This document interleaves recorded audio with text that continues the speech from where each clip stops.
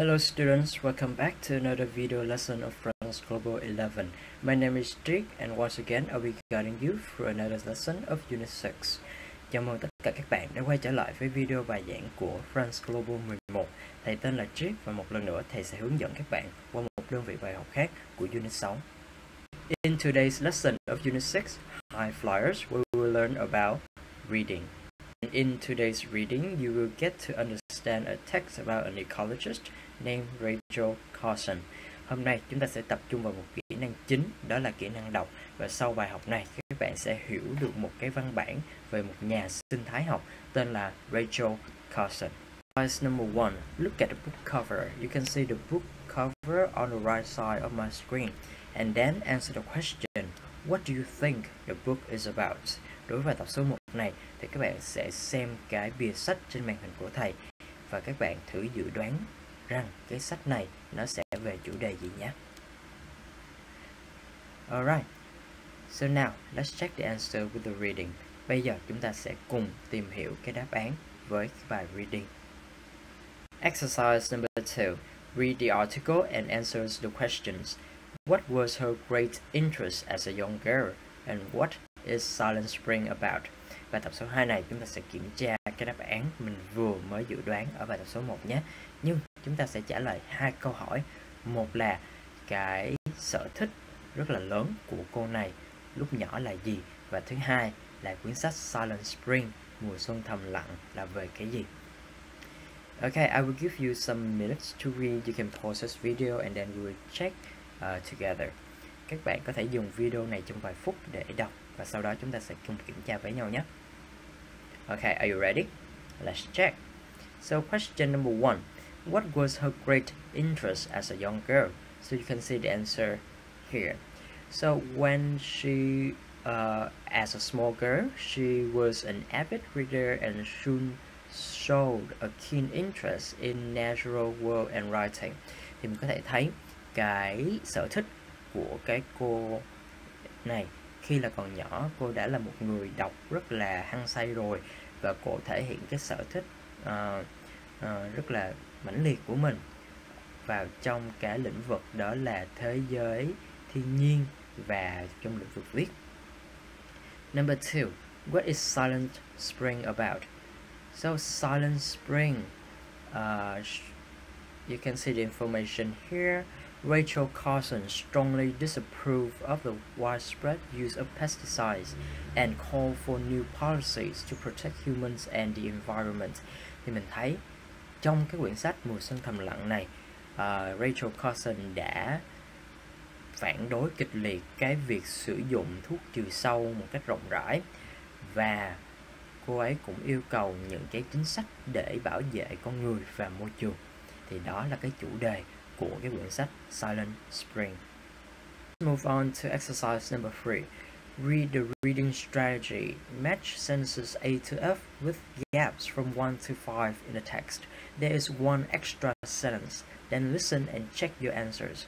Bài tập số 3 này chúng ta sẽ có 3 công việc chính mình cần phải làm. Đầu tiên các bạn sẽ đọc cái chiến lược đọc. Sau đó mình sẽ làm cái bài tập bằng việc nối từ những câu từ A đến F với những cái ô trống từ 1 đến 5 trong cái bài đọc vừa rồi. Và các bạn nhớ chúng ta sẽ có một câu không cần sử dụng nhé. Và cuối cùng chúng ta sẽ nghe và kiểm tra đáp án với nhau. Đầu tiên chúng ta cùng tìm hiểu chiến lược đọc nào. When you are doing a gapped sentence task, khi các bạn đang làm một cái dạng bài đọc với cái việc đục lỗ những cái câu, thì number 1, fill in the easiest gaps first. Các bạn sẽ chọn ra những cái nào dễ chúng ta làm trước. Câu số 2. When you have filled all the gaps, try the extra sentences in each gap again to make sure they don't fit. Sau khi các bạn đã điền hết những cái ô trống rồi thì các bạn thử xem những cái câu dư thừa ra nó như thế nào khi mình đặt vào từng cái ô trống. Và các bạn phải chắc chắn rằng nó không có phù hợp với những câu trống đó. Number 3. Read the whole text again, checking your answers. Và cuối cùng các bạn phải đọc lại nguyên một cái bài đọc của mình và kiểm tra cái đáp án. With that being said, let's move on to the second thing we need to do with exercise number 3. Match sentences A to F with gaps from number 1 to 5 in the text. Bây giờ chúng ta sẽ đến với công việc thứ hai mình cần phải làm đối với cái bài tập số 3 này. Thì mình sẽ nối những câu từ A đến F với những cái ô trống từ 1 đến 5 trong bài đọc. Thì để cho các bạn có thể hiểu rõ cái bài này hơn và làm bài tập nó dễ dàng hơn, thầy sẽ hỗ trợ dịch những câu từ A đến F cho các bạn nhé. Câu A. Part of her job was to interest the public in marine and freshwater biology via radio programs. Một phần công việc của cô ấy là thu hút sự quan tâm của công chúng đến với sinh vật biển và nước ngọt thông qua chương trình phát thanh. B. Firstly, Silent Spring suggested a much needed change in people's way of life. Điều đầu tiên, mùa xuân thầm lặng đề xuất một sự thay đổi rất là cần thiết trong cách sống của mọi người. C. She warned the public about its negative long-term effects. Cô ấy đã cảnh báo công chúng về những cái tác động tiêu cực lâu dài của nó. D. She had her first story about animals published in a magazine when she was in 4th grade. Cô ấy đã có câu chuyện đầu tiên về động vật được đăng trên một tạp chí khi cô ấy học lớp 4. E. In which she always concerned herself about the impact that humans made on the natural world. Trong đó, cô ấy luôn quan tâm đến tác động mà con người đã tạo ra đối với môi trường tự nhiên. F. The book eventually prompted a change in national policy, leading to the enactment of a national ban of pesticides on agricultural farming. Và cuối cùng, cuốn sách cô ấy đã thúc đẩy một sự thay đổi trong chính sách quốc gia, dẫn đến việc ban hành lệnh cấm toàn quốc về thuốc trừ sâu trong canh tác nông nghiệp. Now it's your turn to do the exercise. You can pause this video for a few minutes and then we will listen and check the answers. Bây giờ các bạn có thể dừng video này trong một vài phút để làm cái bài tập, rồi sau đó mình cùng nghe và kiểm tra đáp án với nhau nhé. Alright, let's check the answers. Lesson 6F. An inspiring ecologist. Rachel Carson, an ecologist, a biologist, and a writer, was born in 1907 in Springdale, Pennsylvania. As a small girl, she was an avid reader and soon showed a keen interest in the natural world and writing. She had her first story about animals published in a magazine when she was in the 4th grade. She graduated from Pennsylvania College for Women, now Chatham University, in 1929, studied at the Woods Hole Marine Biological Laboratory, and received her MA in zoology from Johns Hopkins University in 1932. Initially, Rachel Carson worked for the US Bureau of Fisheries as a part-time science writer. Part of her job was to interest the public in marine and freshwater biology via radio programs. She then spent the next few years serving as a marine scientist and editor for the US Fish and Wildlife Service. There, she became famous for her writings on environmental pollution and the natural history of the sea, in which she always concerned herself about the impact that humans made on the natural world. Climate change, rising sea levels, melting Arctic glaciers, decreasing animal populations are part of her work. In her most influential book, Silent Spring, 1962, Rachel Carson strongly disapproved of the widespread use of pesticides such as DDT. She warned the public about its negative long-term effects and called for new policies to protect humans and the environment. She then was criticized by the chemical industry and some government officials, but never gave up. The book eventually prompted a change in national policy, leading to the enactment of a national ban of pesticides on agricultural farming. Additionally, it helped spark the environmental movement, resulting in the establishment of the United States Environmental Protection Agency. That's why she was called the mother of modern ecology. Rachel Carson died of breast cancer in 1964.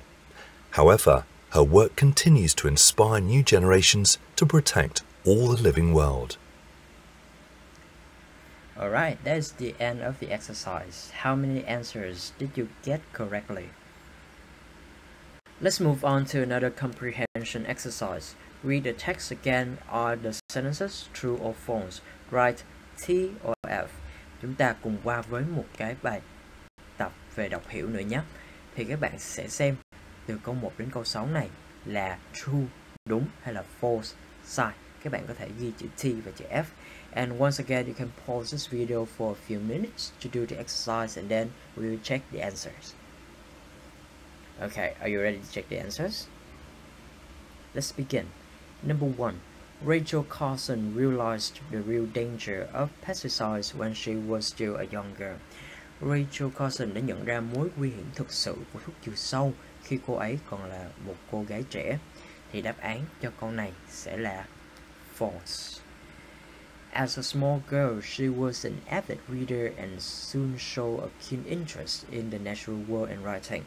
Thì khi là một cô gái nhỏ, cô ấy thể hiện cái sự quan tâm với thế giới thiên nhiên và viết. Thì bạn thấy cái pesticides, cái thuốc trừ sâu, nó chưa xuất hiện ở trong cái phần khi cô ấy là một cô gái nhỏ này.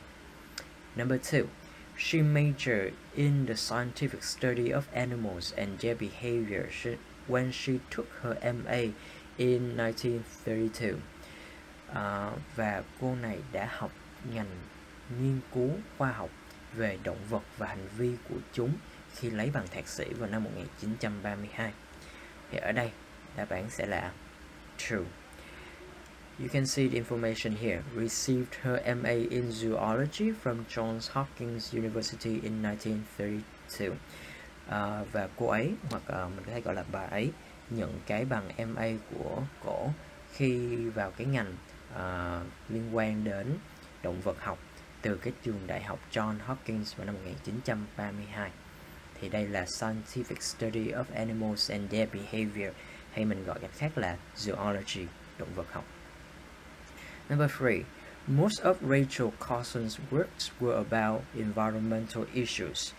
Hầu hết các tác phẩm của Rachel Carson là về các vấn đề môi trường. Mình thấy đáp án cho câu này là false.